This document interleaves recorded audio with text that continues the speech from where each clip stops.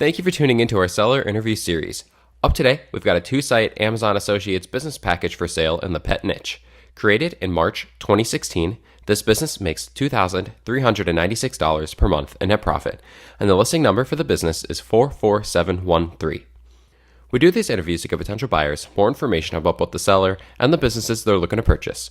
We hope these insights are helpful for you in making a buying decision. We've got the seller with us today to go through the business and cover everything from niche selection to traffic and monetization. Josh, thank you for coming on here today. Thank you. You know, it's funny. You sold so many businesses through Empire Flippers. It's like, I talked with you like 2 days ago, man. Yeah, we just did a seller interview for another business I have for sale right now on Empire Flippers. And I've already sold I think 10 sites through you guys or something. So with all that said, you clearly have a lot of insight on what it takes to build a profitable business in the online world. But before we get to the questions that I have for you, I want to go ahead and run through a little quick summary of the business. Again, the business was built in March of 2016, has a monthly revenue of $2,806, expenses of $410 to make for a net profit of $2,396, which is generated on a 12-month average. Included in the sale of this business are the primary domain and all site content and files for both sites and social media accounts.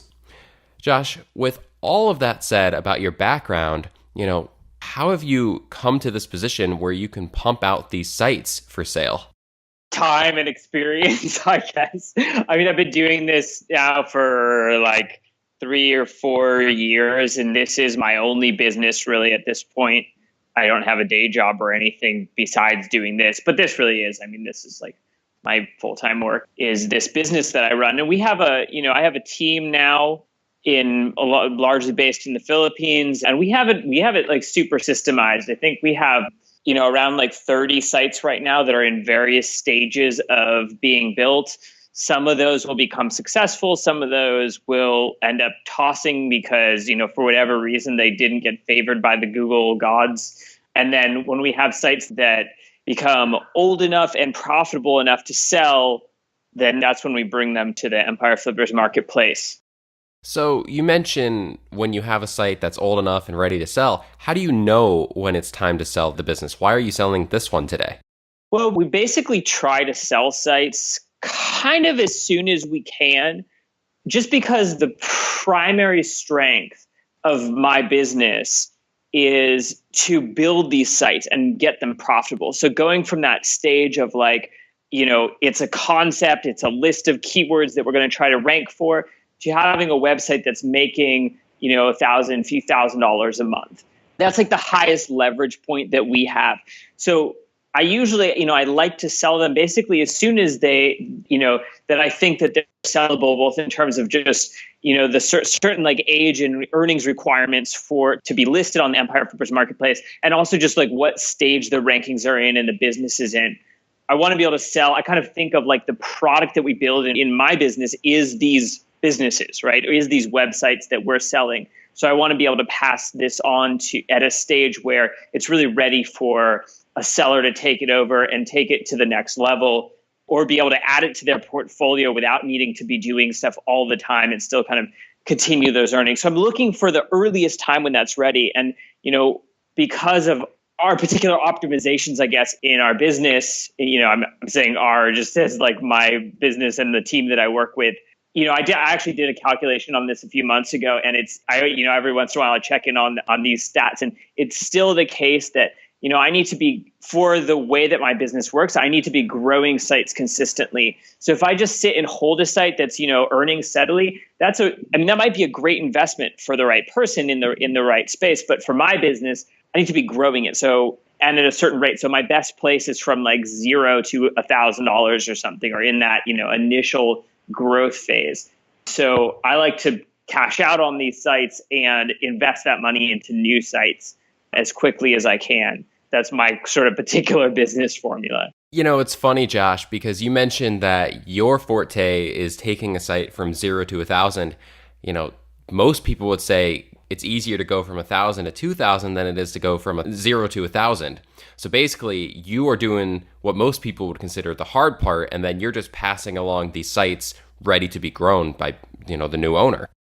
Yeah, I mean, I hope so. That's like a pretty great. I mean, it's great to be in that niche when there's maybe more demand on the other side from going from 1,000 to 2,000. And I've talked to a lot of people, and I've dabbled in this too in other contexts with other types of sites where it is going from like 1,000 to 2,000 or 2,000 to 5,000 or something like that. That people are getting the biggest wins, and that's awesome. I mean, I'm super stoked for them, and I'm always stoked for people to take my sites and do that with them. That makes me look good.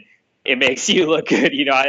That's a great win for everybody. But I've just found sort of this particular niche that seems to work pretty well for my company. And we kind of spoke about this, like you said, we did a seller interview a couple days ago, but you have positive feedback from pretty much every single person who's bought your sites. But then looking at this business in particular, this business package, why have you decided to sell these two sites together as a package? Are they closely related? Yeah, they really go together. Actually, funny story about these particular sites. So I, I have to kind of like dance around actually like saying what the niche is right here. So if anybody's watching, just like, put down a deposit and watch the video along with that so you can follow along more easily. I think it'll still work without saying the particular niche. But basically, these two websites are actually in the same niche. They're almost like competing with each other. And this is a strategy I learned from Matt Diggity, who's like pretty well known in the sort of affiliate SEO world. He often will build many sites in the same niche. And the advantage you have of that is that, well, number one, you can make certain changes to one site and like see kind of like you can use it as kind of a test platform. So you can make certain changes to one site, but not to the other site and just see what happens, compare what's happening with the two sites. Another advantage of it is that sometimes, Google makes these algorithm changes all the time, right? And, a lot of our ranking changes and, differences in profit, a lot of it is fairly predictable. We build new links, we can rank better, for example, or we put up new content that's relevant, that fits, the sort of requirements, the sort of money style content that'll convert people, will make more money. But a lot of it is also, with these rankings, it's also like, okay, Google made some tweak, some shift. We don't know exactly what it is. Well, one of the cool things about having sites that, in the same niche is that, Google will tweak something and maybe like one of the sites will go up and the other site will go down or, vice versa. So in a way, it's kind of, in the particular, like, looking specifically at the Google algorithm, you have potential to kind of reduce the risk. The interesting thing about these two sites is I actually initially built 5 sites in this exact same niche, and they almost all had the exact same content. I mean, there was some small variations, but I mean, it wasn't duplicate content or anything. I mean, we got each article written separately, and they all passed Copyscape and stuff, but they're like competing for the same keywords. And interestingly enough, we treated them pretty much the same. I mean, we did the same styles of link building and stuff. Well, interestingly enough, 3 of the sites just didn't really do well. I think, 1 or 2 of them like pretty much never made money. Another one of them that I built made a little bit of money for a little while and then was making less. And it was like, I mean, we're talking like, at some point it had consistently for the past few months made like $20 a month or something. And that's usually like, that's a point. If it's doing that for a while, I'm usually eventually going to just scrap it because it's just not worth the continued investment for me. So these were the 2 winners of those 5 sites that I built. So kind of like, it's an interesting experiment kind of to hear about, I think. And, and then from the buyer's point of view, you're getting the top, what's the math on this? Like the top 40%, I guess, of the sites in this niche. So yeah, so that's the backstory on these sites. When you look back at this business package as a whole and you look at the numbers, you notice that there was, a high profit level of about $4,500 on the, the monthly level. And then that was, last summer. So last July, August, September. And then in October, it went down, still profitable, still, positive, but it went significantly down. Now it's back up a bit, but why did it drop in the first place?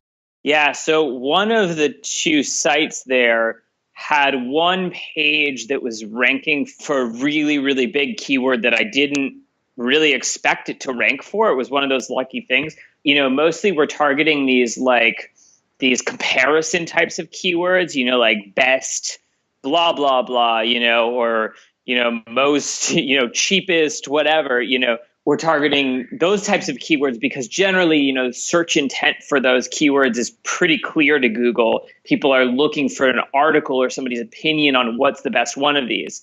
We stay away usually, or we don't expect to rank for the actual product. We don't expect to rank for, what's an example in a different niche that I can use? Like, we don't expect to rank for just lawn chairs, right? We expect to rank for like best lawn chairs. So one of these two sites for a while last summer actually was ranking for like the equivalent of just like lawn chairs for a little while, for a few months. And that was like super awesome. I mean, as you can see from the earnings there, it was super great. It stopped ranking for that. I think just because this is like the way that, the Google algorithm works, there was a slight tweak, a slight update, and it wasn't ranking for that. Does it have the potential to rank for that again? Sure, maybe. I think it's reasonable for a buyer to not, expect that, it's, they're going to purchase it and it's suddenly going to rank for that kind of thing again. But I think, what you can take away from that is that, these sites have potential to one little extra keyword that it ranks for, and it has potential to make a whole bunch more than it's even making right now. But also, I will say, like, about the price dipped. We can talk about this, but the earnings dipped. I think it was October and November, kind of more than you would expect. So you are kind of like, the way that it's priced right now kind of evens that out. Actually, you're getting like, right now you have I think a month or two of a little bit higher in the summer, a month or two a little bit lower in the fall, and then that kind of like averages out after that. It kind of evens out.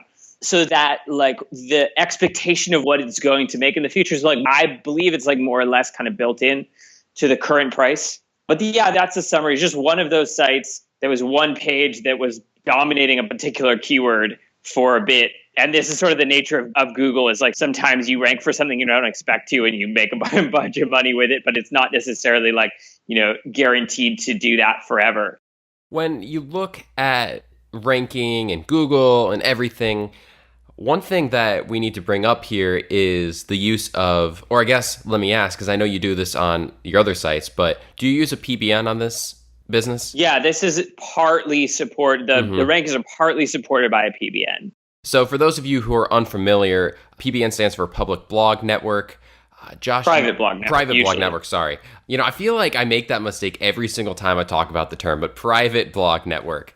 And Josh, you and I have spoken about this quite often, and it is a risk with Google. It is something that could negatively affect your sites, but you, with your processes that in place, have kind of minimized that risk as much as you can. So why don't you talk about how you have done that and why the new owner of this business should feel secure with using the PBN? Yeah, it's funny actually that you say Public Blog Network, because this is one of the distinctions that I like to make, is that, most of the risk of using a blog network actually comes from people actually making it into a more of a public blog network where they're selling links to people, to the general public. And when Google has in the past, they haven't really done this actually for a long time, but back in like 2012, they did this big sort of PBN crackdown. I think it was 2012, maybe 2014, or maybe a little bit of both. But anyway, it was really the public ones that they cracked down on.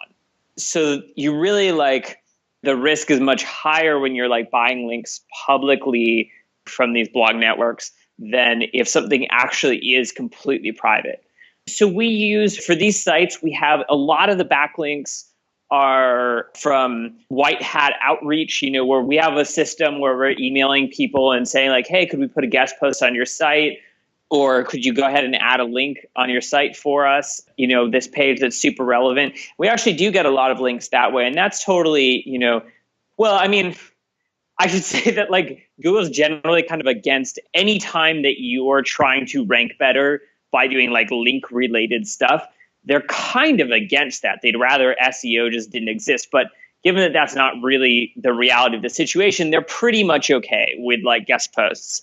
you're not going to get a penalty specifically because you have these kinds of guest posts or something like that. With PBNs, basically what we do is we have our own network of blogs, right? We make them look like totally separate sites. We do. And, I think what we do is like really high industry standard. We've consulted actually with Matt Diggity a lot about it. And he does like an amazing amount of testing on his own sites, his own PBNs.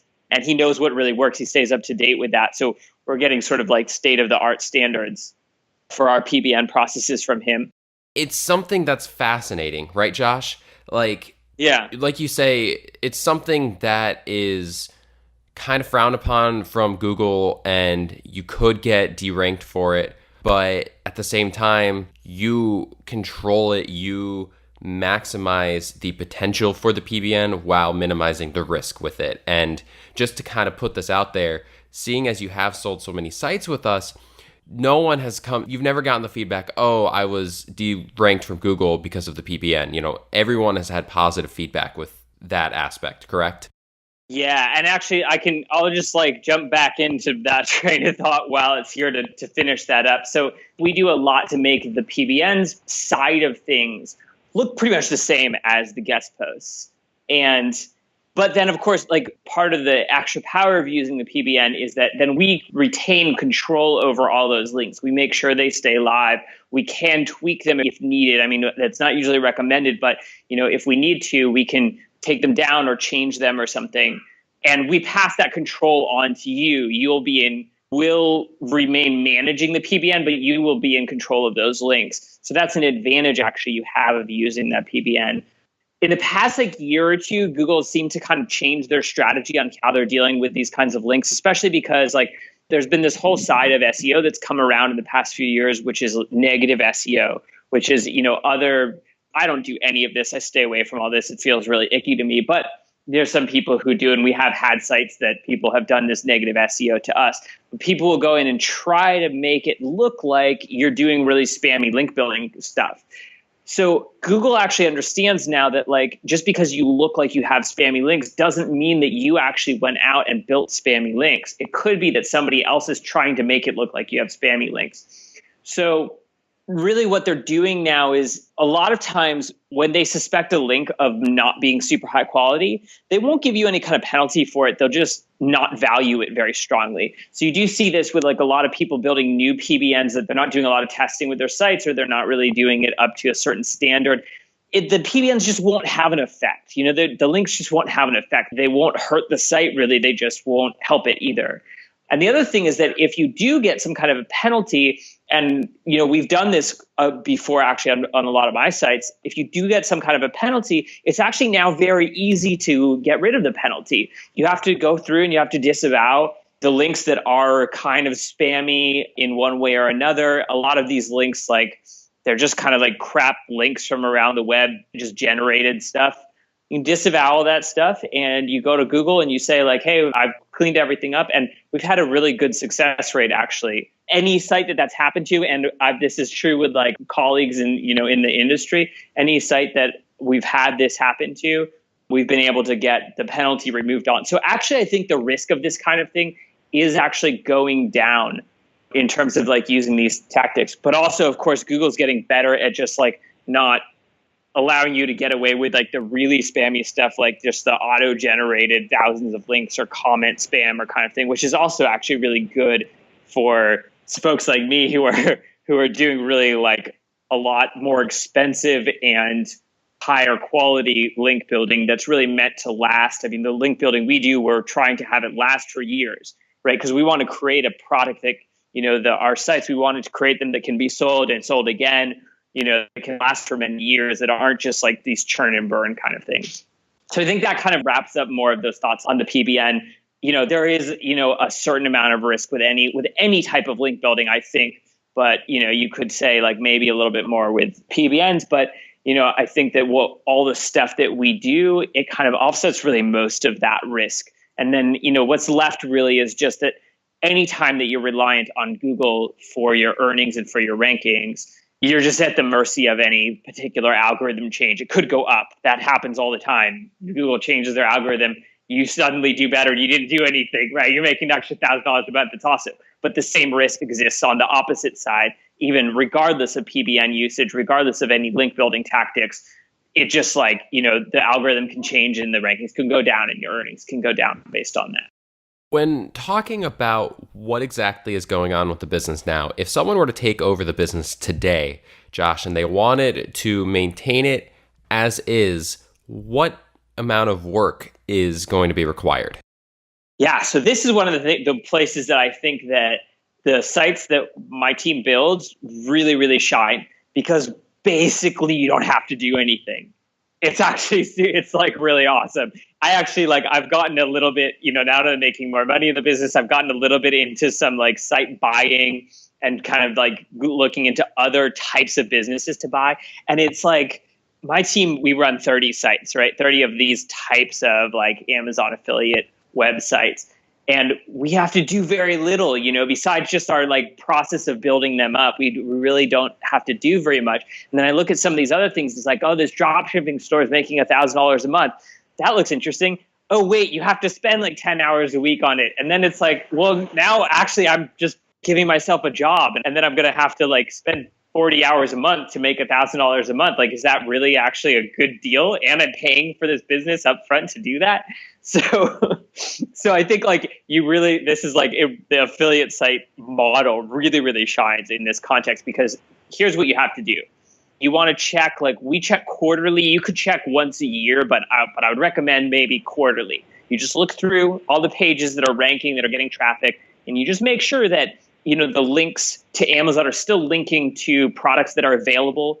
And you might do just a little bit of niche research. Just make sure that there hasn't been any like new products that come out that are really like so much better than the other products that are worth updating the reviews for. Maybe once a year, maybe once every year and a half, you are going to want to update some of these. I mean, really whenever you find them, but just to give you a sense of how often these end up needing to be updated, at some point you probably want to update some of the products in those reviews, maybe replace them with a newer model, or, maybe there's just some information to update about it. That's probably, you could hire a writer to do that really easily on something like Upwork. Or if you want to do it yourself, like it's probably like a few hours, in the one time that you need to do it. And yeah, other than that, pretty much everything else you're doing is about like growing the business and expansion. I mean, we can totally go there, but in order to like maintain it, you can just like not touch it and keep it in your portfolio, and it runs itself. It makes money, So then if you want to do a little more than that, right? You want to do a little more than not touch it. How would you grow it then? Well, what are the opportunities there? Yeah. So what I would look into is content expansion, link building, and increasing rankings of currently earning content, of content that's already ranking, but rank it higher.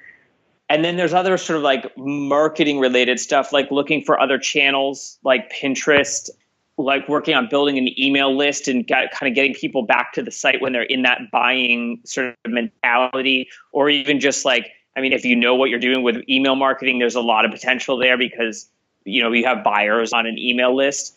But to be honest, most of that stuff isn't really my strength. My strengths are more about like just content and ranking stuff. So I'll speak more to that. In terms of content, both of these sites are in like a pretty broad niche, and you really could expand them quite a bit. You'll see other sites that are ranking in this niche, other like, similar types of sites, like kind of smaller affiliate websites that are just focused on this niche. And a lot of them are ranking, they're ranking for all of these same keywords, but they're also ranking for a whole host of other keywords. So that would be like one like fairly easy win, I think, is to do, a small or even a really big content expansion, throw up a bunch of new articles on each of these sites in the niche. And, because it already has authority in Google in this niche, and it already has age, and it already has like sort of link juice going to the overall site, you'll probably find that like articles in super uncompetitive keywords will rank like completely on their own, will rank on the first page of Google even without any link building to them. Some of the more competitive keywords, you might need to do some link building to rank it. But that could be a pretty easy way to do a big content expansion. And I'm happy to like help consult in any like specific keywords. If you're more like new to this game, I'm happy to like, I can even give you a list of specific ones, or, you can run some of them by me and see what I think. I'm happy to like help out with that.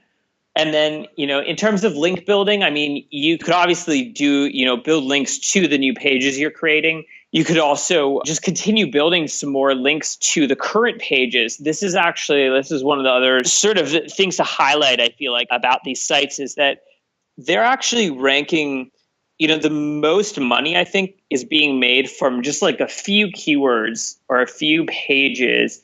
They're ranking like number 1 through 3 on, somewhere around that. But there's actually like some really big keywords where they're ranking around like the middle of the first page, like spot 5 or spot 7 or 8, or at the bottom of the first page at spot 10. And so, if you were to continue doing some link building to those pages, there's a very good chance that you could actually increase the rankings quite a bit for those keywords. And you should, if you're able to increase those rankings, some of those keywords are pretty competitive, but if you're able to increase those rankings, that could be like a really, really big boost. Just to give you some context, I actually had a site in this niche, like when I first started with must have been like 3 or 4 years ago now. I kind of lose track of time on this, but it's probably like 4 years ago. And it was like my first like super successful site. And I actually didn't sell it. And then there was some like ranking issues that happened with it. And, long story short, that particular site didn't work out, but it was ranking for just like one of the keywords that both of these sites are targeting. And both of these sites, for that keyword that it was ranking for, are ranking around like 10 through 12. So like bottom of the first page, top of the second page. And this one site was making like $8,000 a month just from ranking for this one keyword. So there's a ton of potential in this niche if somebody wanted to kind of take it to the next level with their link building or content expansion, or both.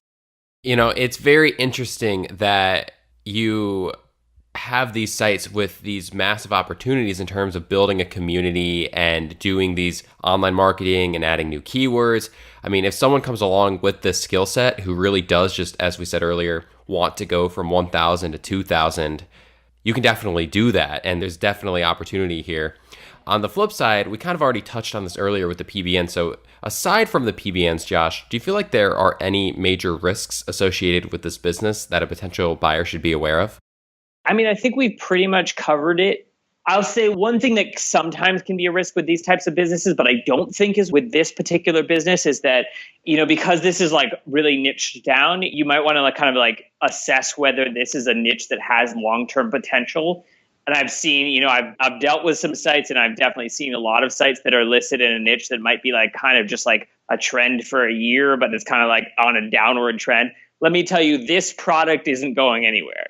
This product you don't have to worry about downward trends with this product. That's the good news. The risks, I think, and to be honest, like I see the PBN as just fitting into really the general Google risk, which is Google changes something and you're at the mercy of that. And like I said before, it's not necessarily bad. It's not all downhill. They can and do change things all the time. And the rankings just go up and you're like, wow, that's great. And didn't do anything for that, but what a sweet bonus, or just somebody else who's been ranking ahead of you because they're using some like shady tactics. Eventually Google smacks them down. Well, you just went a spot up. So, that kind of thing can happen. But of course, the other side of that can happen. Google shifts something around. This happens to sites that are totally white hat all the time as well. Google shifts something around and the white hat site got hit. These are people who aren't doing any PBNs or whatever. The white hat site got a lower ranking. So this is like, I would say probably number one risk. The other thing, I guess, is just, and this is going to be true with any like affiliate site, is you're also pretty much at the mercy of the affiliate program. So, Amazon decides to change something and you're also at that risk. So, this is, a little bit of a higher risk type of business in that sense. But you're also, I think that the advantages of it, the passiveness of it, make that well worth it. For anybody who's looking into buying this type of business, they're more or less on board with that. But yeah, that's the overview, I think, of where I see risks. Seeing as you build these sites all the time, like you said, you have 30 in the backlog and you're going to be making more and more sites, would you commit to a non-compete so that you wouldn't be recommending the same products in the same niche as the new owner for this business? Yeah, I always do. I mean, I'm really glad you're asking that because if I was a buyer, I would definitely see that as a concern. But this is what I always do with all these Amazon businesses that I sell, because there's so many types of products, there's so many niches out there, and there's always new ones coming up that, 5 years ago, 3 years ago, it wasn't a big enough niche to have like comparisons and whatever. But now, you look at it right now and it's big enough now that you could create a great comparison site and make a bunch of money with it. So there's like tons of opportunities, and we don't need to revisit the old ones. In fact, I don't like to, because then I'm competing with my own sites that I did the best link building job that I know how to do, right? So I don't really want to compete with that. And then I'd be competing with a site that's older, which is going to, the little bit of that age is going to have a bit of a bonus as well. So yeah, I'm not really interested in competing with it. And of course, I want to respect the terms of that, Empire Flippers uses and that I would expect as a buyer as well on a site like that. So yeah, no compete for sure. And you've kind of touched on this, but how much support are you willing to offer a new owner during the transition period? I mean, I want you to succeed, so I'm happy to help out pretty much however I can. Email support, helping you with ideas of like how to grow it and what might be a good strategy versus not so much of a good strategy. To get specific, I mean, we can do 30 days of email support and 1 to 2 Skype calls. If you'd like that as a buyer, if you think that would be useful, happy to help out in that way. But, we'll have a bit of a, an ongoing relationship with these sites. I do like to stay in touch a little bit with the people who are buying the sites from me, and just make sure that they're happy, they're doing well with the sites, or if there's some issues or questions coming up that I can, make sure that I can give them anything that I can really to help them be successful with that site. So, I have people, I have buyers in the past who will email me every once in a while and just say like, hey, what do you think about this set of keywords maybe? Or, hey, I just ran into this issue. Any thoughts, any ideas, what I might be able to do? So yeah, feel free to kind of reach out to me on a continued basis, but definitely during that transition time, if you want to like do a bit of a deep dive on strategy or link building or whatever, I'm happy to help out with that. Are you willing to negotiate on something like an earnout? Yeah, I'm always happy to talk through different offers. On a site like this, it's a little bit like lower priced, and I don't usually. Actually, I mean, really, the case is that I just don't usually get earnout offers from people. So I haven't really done that kind of arrangement in the past on a site that has like this pricing in this range. But I'm certainly happy to talk about it. I mean, go ahead and make me an offer. I have confidence in these sites like performing long term, especially if like as a buyer, I feel like you know what you're doing with them and you're not going to just like go do something dumb with them. Or you're going to really listen carefully to my advice. One of the two, I guess. But yeah, happy to talk about any kind of like more interesting arrangement than just like, here's money, here's the site. Josh, thank you so much for taking the time today. I do have another question on the sites for you, but before we get to that, I want to go ahead and run through a little quick summary of the business. Again, the business was built in March of 2016, has a monthly revenue of $2,806, expenses of $410 to make for a net profit of $2,396, which is generated on a 12-month average. Included in the sale of this business are the primary domain and all site content and files for both sites and social media accounts. Josh, looking at this from the shoes of a buyer, why do you feel like this is a business worth buying?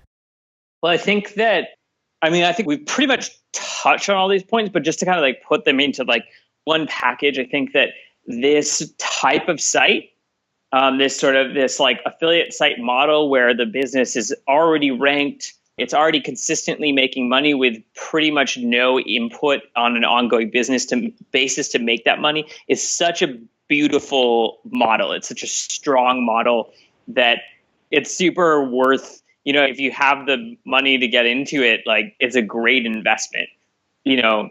it's higher risk, but it's also a higher reward you're going to get than most other kinds of investments out there. So I think that's really strong.